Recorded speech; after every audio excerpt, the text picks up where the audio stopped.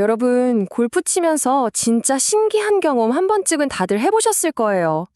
막 힘을 쫙 빼고 그냥 툭 쳤는데 공이 평소보다 훨씬 더 멀리 날아가는 거예요. 그쵸? 오늘은 바로 그 미스테리, 힘 빼고 멀리 치는 것의 핵심 비밀을 한번 파헤쳐 볼 겁니다.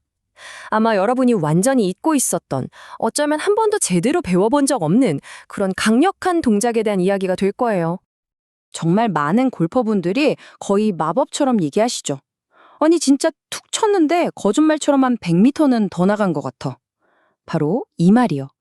이게 바로 오늘 우리가 풀어야 할 수수께끼의 핵심입니다. 도대체 어떻게 이런 일이 가능한 걸까요? 자, 바로 이 질문에서부터 시작해보죠.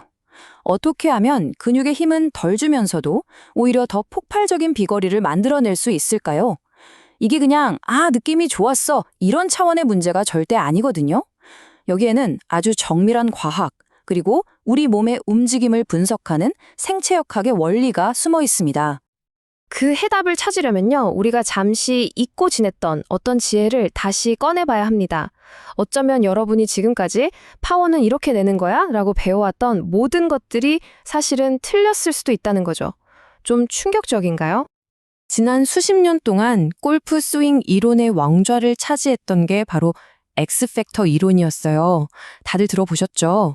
하체는 딱 잡아두고 상체를 빨래 짜듯이 최대한 비틀어서 그 꼬임에서 나오는 장력으로 파워를 만든다, 뭐 이런 논리였죠.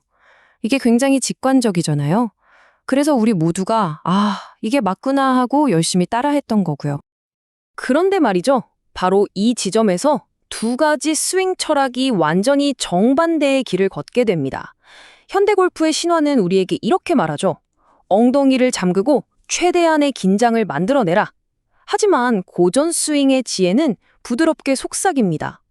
몸을 자유롭게 풀어주고 자연스러운 흐름을 만들어라. 이 작은 차이가 정말 모든 것을 바꿔놓습니다. 이 표를 한번 보세요. 골프 스윙의 유행이 어떻게 돌고 도는지가 한눈에 보입니다.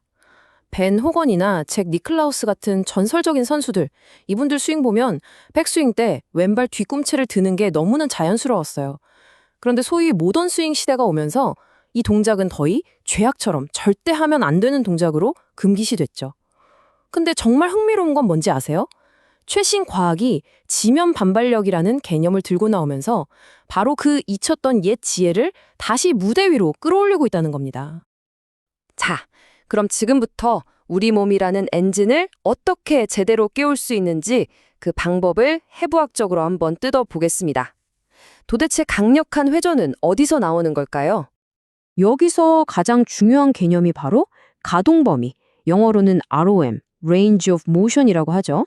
말 그대로 우리 관절이 부상 없이 움직일 수 있는 최대 범위를 말하는 건데요.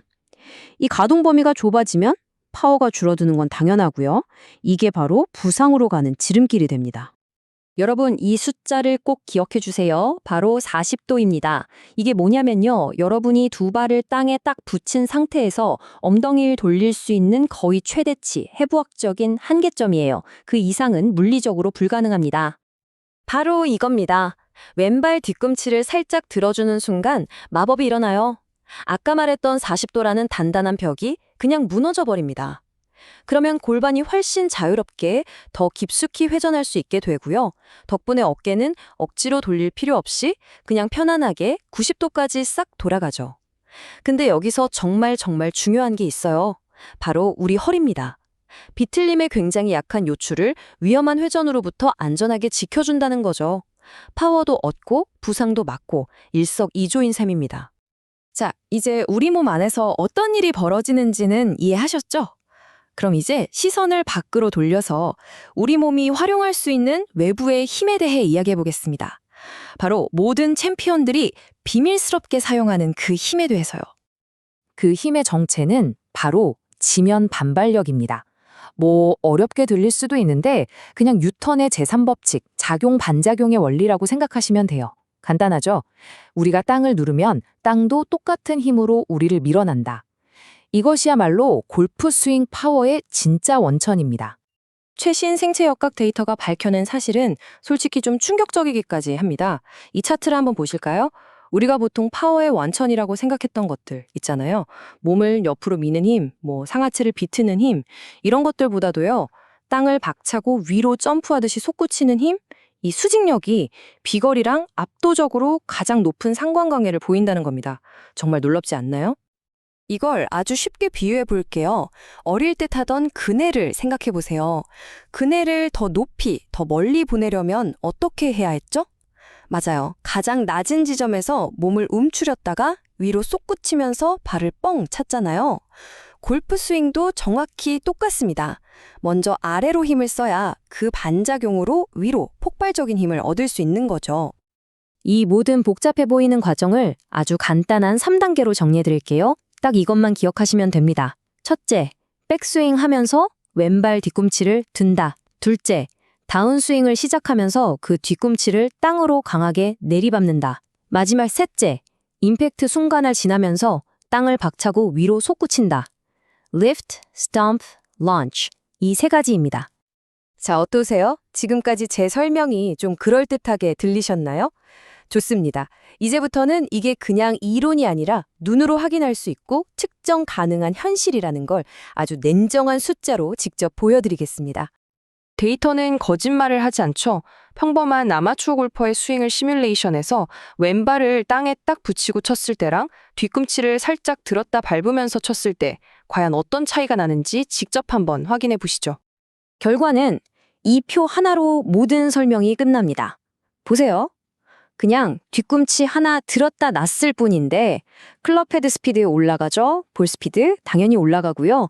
무엇보다 비거리를 좀 먹는 백스핀 양이 확 줄어듭니다. 그리고 그 최종 결과는 정말 놀랍습니다. 총 비거리가 무려 25m가 늘었어요. 네, 여러분 잘못 보신 거 아닙니다. 플러스 25m.